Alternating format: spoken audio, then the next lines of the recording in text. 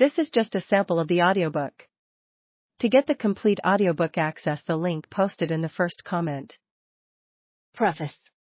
When I began researching Pauline Pfeiffer Hemingway and her family nearly 15 years ago, I was surprised at what little attention the Pfeiffers had received. Though the Pfeiffers were mentioned by many Hemingway scholars, this family's impact on Ernest Hemingway and his writing career essentially was neglected. Today, that hasn't changed significantly, and much of what is written is inaccurate or does not capture the family's true contributions.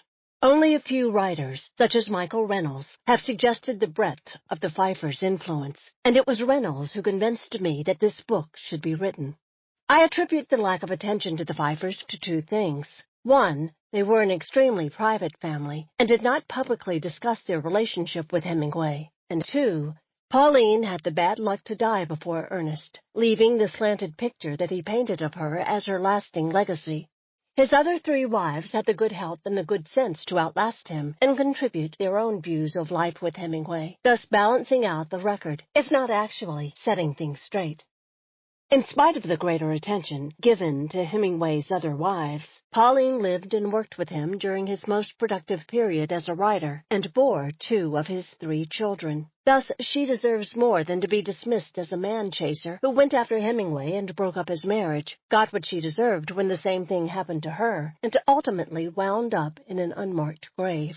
Even Pauline's uncle, Gus Pfeiffer, acknowledged as Hemingway's financial backer, is mostly ignored, except as the man who wrote occasional big checks that helped Hemingway get through the rough spots.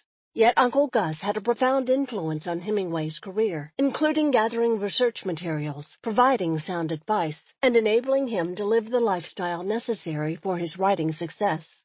This book maintains that Pauline played a major role in Hemingway's life, as did her entire family. Even after casting her aside as a wife, Hemingway lamented that he missed her editing skills.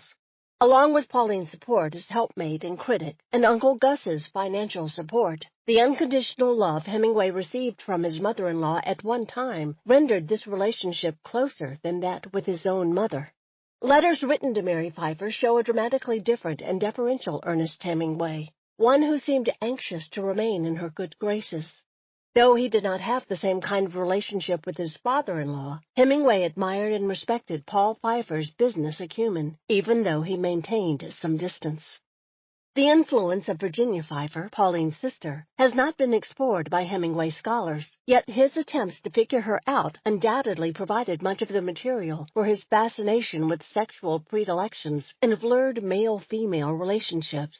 What is more, his inability to win Virginia kept him fascinated with her and made life intriguing and entertaining until she turned on him for the way he treated Pauline. Rather than Pauline being the shrewd, man-hunting female who calculatedly took Hemingway away from his first wife, the record suggests that she was a naive woman, inexperienced with men, who became enamored of Ernest beyond all ability to judge or care about right and wrong. Not only did Pauline have the misfortune to fall in love with him, but she continued to love him until the day she died. It is questionable, however, whether Ernest ever truly loved her, though a strong sexual chemistry existed for a time. More likely, he loved everything she brought to the marriage: her family money, her editorial skills, her strong belief in him, and her devotion to his every need. Unfortunately, Pauline made a lot of bad choices, including giving up her own career to build his. Though witty and intelligent, she had little ambition of her own and chose to promote the man she loved, rather than attempting anything in her own right. Perhaps her greatest failing, however, was in her role as a mother. When married to Ernest Hemingway, one often had to choose between being a wife and being a mother. Pauline chose being his wife, and in the end, she lost both her husband and, to a degree, the respect of her children.